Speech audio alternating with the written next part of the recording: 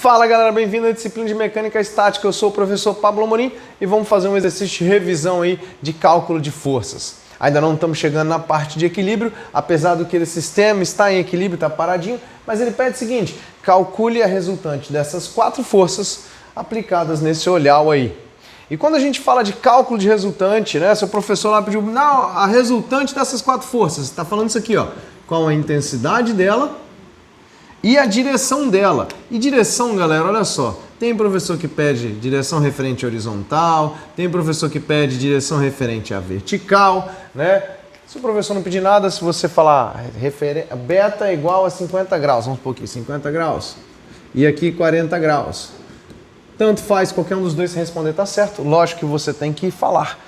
A direção com a horizontal é de 40 graus. É legal você representar também a força, porque lembrando que sentido é dado pela setinha, então você tem que falar a setinha aí, né? É 40 graus naquele sentido, nessa direção, mas naquele sentido lá, né? Então isso é importante. Então vamos lá, galera. Quero achar essas 4, resultante dessas 4 forças aí, resultante total.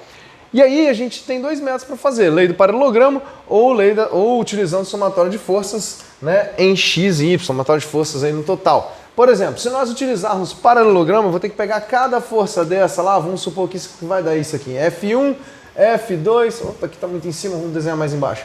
F1, F2, eu tenho F3 para baixo e F4 para cá, não sei se a resultante é essa, tá? Estou supondo aí, a gente vai calcular já já para saber, então me dá aqui a resultante. Beleza. Cara, tem muita coisa aqui, tá zoneado demais. Para eu fazer paralelogramo aqui vai ser um problema, né? Aí eu teria que pegar F1 e F2 e fazer um paralelogramo aqui. Acha essa resultante aqui de F1 mais F2. Depois pega essa resultante aqui mais F3, faz outro paralelogramo, lei de seno e cossenos. Não. 3 forças ou mais aí na somatória, galera, é legal a gente brincar é legal a gente trabalhar com a somatória de forças em x e y. O que significa, né?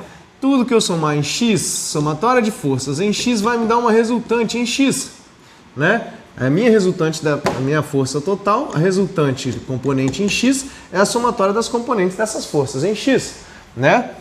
E a somatória das forças em y vai me dar uma resultante em y, é a resultante da minha força final, a componente da força final em y, né?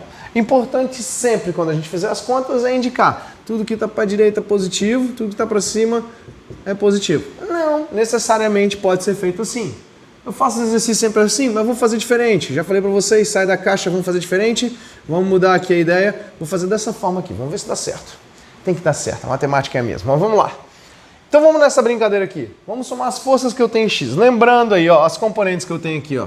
Estou representando elas aqui para não embolar todas aqui, mas sabe que apesar da representação ser aqui, né, essas forças estão sendo aplicadas nesse ponto também, tá? Mas estou só representando elas aqui assim, para a gente poder trabalhar direitinho, só para a gente saber quais são, né? Tá aqui, F2 de Y, F2 de X. Importante, né, que a F3 de Y é a minha própria F3, né? Ela não tem componente em x, isso aqui é importante. Então vamos lá, somatório de força em x. Quais são as forças que eu tenho em x aí? F1. F1 é positivo ou negativo? Positivo. Não, depende. Peraí, referente a esse meu comando aqui que eu tô dando, tudo que eu entrar aqui tiver pra lá é positivo, F1 é negativo, velho. Vou sacanear aqui, vai ficar legal. F1 então. F2, positivo ou negativo?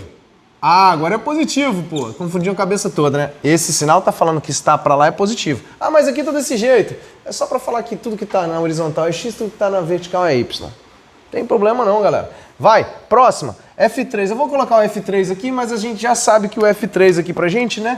Componente em x dele... Opa, botei só o F3. F3 de x, a componente em x é 0. E por último, F4. Se tá pra cá é negativo. Menos F4 de x. Então, olha só, o meu Rx nada mais é do que F1 de x. Quem que é F1 de x? F1 forma com a diagonal, né, com a intensidade toda, um ângulo de 30 graus. Então, se ele está encostando no ângulo de 30, junto com a minha hipotenusa, que é a força total, eu tenho lá cosseno. Então, é menos 150 cosseno de 30. Mais F2. F2 está para lá. Ah, a gente falou que é positivo. Olha só, isso aqui é importante. É interessante que o pessoal erra muito. O ângulo dado aqui é esse ângulo aqui, ó. Esse ângulo aqui é o ângulo de 20. Aqui dentro eu tenho 70, né? Mas eu vou usar o ângulo de 20. Não é para confundir, mas é para a gente entender. Saca só. O F2 de x, ele encosta no ângulo de 20? Não. Se ele não encosta, significa, se eu representasse, ele estaria aqui assim, ó. Ele é oposto ao ângulo de 20. Por isso eu utilizo o seno. Então é mais 80 seno de 20. Tá? Portanto, isso daí.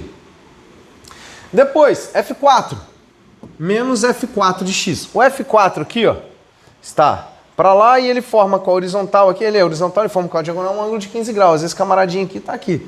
Então eu tenho lá, F4 é 100, né? 100 cosseno de 15.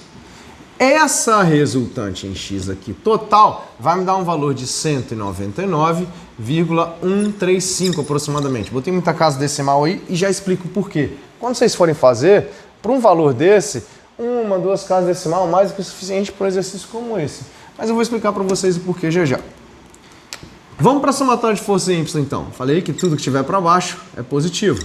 Somatória de forças em y é minha resultante em y. Quais são as forças que eu tenho em y agora? Vamos lá. F1, para cima, positivo. Não. Falei que para baixo é positivo, então para cima é negativo. Menos F1 de y. F2 está para cima, negativo também. Menos F2 de y. F3 está para baixo? Ah, ela entra positivo. Mais F3 de y. Lembrando que o F3 de y é o próprio F3, porque ele não tem componente em y, ele não tem componente em x, ele está apenas na vertical. É a ideia do peso, né? E por último, mais F4 de y. Aqui nessa brincadeira aqui, ó, opa, errei aqui, desculpa galera, aqui é negativo menos 199,135, tá? Falei aí que ia mudar e não joguei o valor como negativo, tá? Agora vai. Perdão, volta aí, recapitula. Negativo aqui os valores. Ah, agora faz sentido, professor. Tá bom. Vai. Seguindo aqui. RY, então. Eu tenho que meu RY vai ser igual a menos F1 de Y a menos 150. Se é que eu usei cosseno, que eu vou usar seno. Ah, como assim? Se eu usei cosseno, eu vou usar seno? Cara, se eu usei 30, né, é adjacente aqui de 30, né, F1 de x, se eu quero F1 de y, é oposto, então eu uso seno. Então, uma regrinha, né, se eu usei cosseno aqui em cima daquele ângulo, eu uso seno aqui para achar o y, né, ou vice-versa, tá? Então, ó, menos F2 de y, isso é 80, se aqui eu usei seno, vou usar o cosseno. Mais F3 de y. F3 de y é o próprio F3, então está aqui como 110. Tá?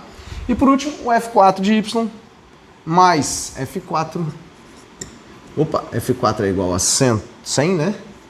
100 seno de 15. Nessa brincadeira aqui, galera, olha só, a gente vai achar que a resultante y, agora eu vou escrever direito esse sinalzinho, né, que eu já deixo o resultado ali do lado, inventei de mudar aqui, não avisei nada para mim mesmo. Tá lá, menos 14,2935. Vou botar 4 aqui, ó. 3 casas decimais lá, vou botar 3 aqui. Pronto. Newtons. Então, achei essas duas resultantes, galera. O que significa essas duas resultantes? Olha só que interessante. Tirei aqui o x, tirei o y daqui. Vou fazer assim agora, ó. A nossa resposta aqui vai ser essa aqui, ó. Vamos desenhar aqui embaixo para ficar melhor. Tudo que está para cá em x é positivo, tudo que está para cá em y é positivo. Muito comum, plano de carga a galera usa, representa, ó, tô passando para você, metálica, meu plano de carga aqui da mecânica, eu sou mecânica, né? Ou, pessoal de metálica passando pro pessoal de concreto, plano de carga. Força em Z lá, né? Vamos supor no 3D, eu uso o Z na vertical, ou Y, né? O que está para baixo é positivo. Tô jogando uma carga lá de 5 toneladas lá na fundação, 10, 20, 30 toneladas. Para baixo, o cara vai fazer os cálculos dele como se fosse a carga para baixo, porque eu indiquei que para baixo é positivo. Seguindo então, RY, ele deu menos 199. O que significa? Se para cá é positivo e o meu valor deu negativo, meu RX é menos 199. Se para cá é positivo, eu vou desenhar ele para lá. Então tá aqui, ó. Meu RX aqui, ó. Beleza? 199, vou botar a intensidade dele já, ó. 199, não vou botar nem sinal. Eu já indiquei ele no sentido corretinho aqui, ó. Já indiquei ele para lá certinho. Esse é meu RX. O RY ele deu um valor negativo. É para baixo? Não, porque eu falei aqui, ó, a minha condiçãozinha aqui, ó. Tudo que está para baixo é positivo. Se ele deu negativo, ele está para cima. Então, vou fazer assim, ó, 14. Vou desenhar ali. Era para ser menor do que isso aqui, tá? Mas vou desenhar aqui, pelo menos, para a gente conseguir enxergar. Opa, RY. Tá aqui o RY. Escrever de novinho. De novinho, ó. RY aí. Vai lá, galera. Fechei o paralelogramo aqui, ó. Tá aqui minha reta. Essa é minha resultante. É mais ou menos uma reta. Tá aqui minha resultante. Eu quero a intensidade dela. E eu quero o valor da direção dela. Seja com a vertical ou com a horizontal. Vou botar aqui com a horizontal. Alfa. Quero o valor de alfa. Eu quero esses dois valores. A intensidade e o valor de alfa. E agora? Agora é o que a gente já aprendeu. Pitágoras. Minha resultante vai ser igual. Minha resultante ao quadrado é igual a Rx ao quadrado mais Ry ao quadrado. Isso é, R é igual a raiz de... Vou jogar esses valores aqui dentro. Por que que eu joguei aquele valor lá com um monte de casa decimal? Não precisava, tá? Aí você fala, professor, aqui tá negativo. Por que você não joga negativo aqui? Dá no mesmo, vai ao quadrado, eu vou achar o modo dela, né? Tá aqui já, a direção em sentido aqui já tá dizendo para mim. Não precisa de mais coisa, tá? Mais 14,294. Raiz quadrada disso tudo, eu acho que o valor de R é aproximadamente 199,647. Ah, tá aqui o porquê. Por que que eu falei? Por que que eu botei essas casas decimais aqui? Olha isso daqui, bicho. Intensidade quase 200, isso aqui 14. Né? Não é nem 10% desse valor. Né? Não é nem 10% esse valor aqui daqui. Quando eu elevo ao quadrado, né? Vamos supor, quanto menor o RY, maior a tendência da minha resultante está próximo desse valor. Se eu tivesse aqui 200 e 200, aí eu teria um valor muito maior, seria 200 raiz de 2, né? Mas não, aqui eu tenho 200 e um valorzinho bem pequenininho aqui. Então ele está bem mais próximo de 200, tá? Nesse caso, repara que ele está bem próximo mesmo os valores, né? 199,64, 199,13. Uma hora lá você podia deixar uma, duas casas decimais, não tem problema não, você ia chegar no resultado bacaninha também. Falta agora o ângulo, né? Para eu achar o ângulo, eu sei que o ângulo... Deixa eu ver se está aparecendo no quadro aí. Aí a gente usa a tangente. Eu sei que a tangente, né, do meu ângulo é igual a Rx sobre Ry. Você pode usar seno e cosseno. Opa, Ry sobre Rx. E aí você pode usar seno ou cosseno também, né, já conhecendo o valor de R, para achar essa resposta aí. Mas vamos lá.